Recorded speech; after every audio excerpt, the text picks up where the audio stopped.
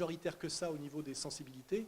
Le rôle du big data a bien été de manipuler les gens en comprenant leur sensibilité et en leur faisant croire par de la manipulation idéologique que le vote Macron pouvait correspondre à leur sensibilité, à leurs désirs profonds, alors que c'est le contraire. Il faut bien comprendre que le big data, c'est pas obéir et donner aux gens ce dont ils rêvent. En fait, c'est comprendre ce dont ils rêvent et les amener à voter pour quelque chose de contraire à leurs rêves par un discours qui est un discours de médiation qui s'appelle de la manipulation politique. Il ne faut pas oublier que sinon, le big data ne serait pas vraiment un problème. Ça serait comprendre le désir des gens de façon plus fine. Alors que là, ce n'est pas ça. C'est comprendre ce à quoi aspirent les gens pour pouvoir les amener à l'opposé par de la manipulation sur des slogans. Et on a bien compris d'ailleurs que c'est ça qu'on avait compris, nous, de manière un peu choqués dans les discours de Macron, qui étaient des discours à la fois vides et contradictoires. Mais effectivement, ce qui fonctionne sur une autre dimension, qui n'est pas la dimension du logos, qui est la nôtre, mais qui est la dimension de la manipulation émotionnelle, du slogan, de ce qui est le contraire même de l'intelligence.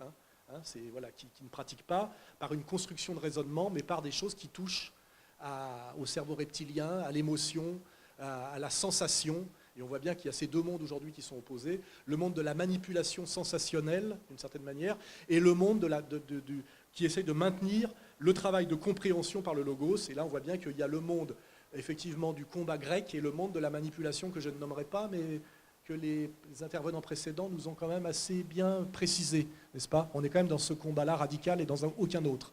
Il faut bien le comprendre. Athènes contre Jérusalem, d'une certaine manière, c'est un combat qui remonte à loin et qui se joue aujourd'hui, et notamment en France, effectivement, dont je le dis, qui est le pays helléno-chrétien par excellence, c'est-à-dire qui fonctionne sur le doute grec et la charité chrétienne. Et M. Gouyenot nous a bien rappelé effectivement le lien du Christ avec l'héroïsme grec. Effectivement, ce monde helléno-chrétien n'est pas du tout un monde contradictoire. C'est le monde du bien en réalité, de ce qu'a produit le meilleur de l'homme dans la sphère qui est la nôtre, qui est la sphère méditerranéenne et post-méditerranéenne.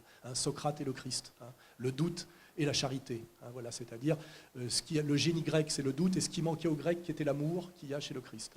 Le doute et l'amour, c'est ce qui fait en fait l'humanisme français. C'est quelque chose de très beau, mais de fragile. Et c'est sur cette fragilité-là que joue effectivement le système pour nous amener à l'opposé de ce à quoi nous aspirons profondément, en manipulant nos espoirs et notre cœur, et sans doute aussi en faisant en sorte, par un travail de destruction du savoir et du logos, que de moins en moins de gens soient outillés pour lutter et comprendre les manipulations. Voilà. Donc, ma conclusion